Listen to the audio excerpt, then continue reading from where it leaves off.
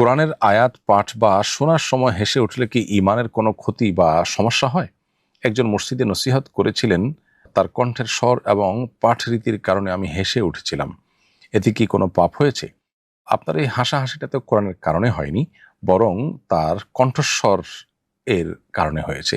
তার কণ্ঠস্বরটা আপনার কাছে একটু ব্যতিক্রম মনে হয়েছে, সেজন্য আপনার হাসি উদ্রেক হয়েছে। এটা কুফরি নয়। ফলে এর কারণে আপনি ঈমান থেকে বের হয়ে গেছেন, ব্যাপারটা সেরকম না। নাউজুবিল্লাহ, যদি কোরআনের কারণে হতো তাহলে সেটা ঈমান থেকে খারিজ হওয়ার মতো বিষয় হতো। কারণ কোরআন কারীম নিয়ে উপহাস বা হাসি ঠাট্টা করাটাও কুফরি।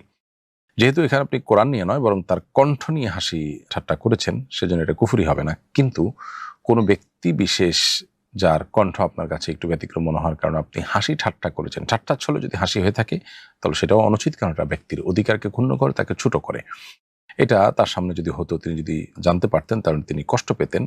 অথবা তার সামনে আপনি হয়তো করেছেন, তিনি কষ্ট পেয়েছেন, আপনাকে বলেননি। সোজা কথা, কোনো মানুষ ছোট হয় বা লজ্জায় পড়তে পারেন বা অস্বস্তিতে পড়তে পারেন, সেরকম কাজ করা মুসলমানের জন্য জায়েজ নয়। সেই জায়গা থেকে আপনি হাসি ঠাট্টা করতে পারেন না। তবে ঠাট্টার ছলে হাসি না হয় যদি এমনি সাধারণ হাসি হয়, আনন্দের হাসি বা অন্য কোনো ভাবে হাসি, তাহলে সেটা হতে পারে। কিন্তু ঠাট্টার ছলে সাধারণত এই ধরনের হাসি হওয়ার সম্ভাবনা জোরালো থাকে, বিধায় এগুলো থেকে আমাদের দূরে থাকা উচিত।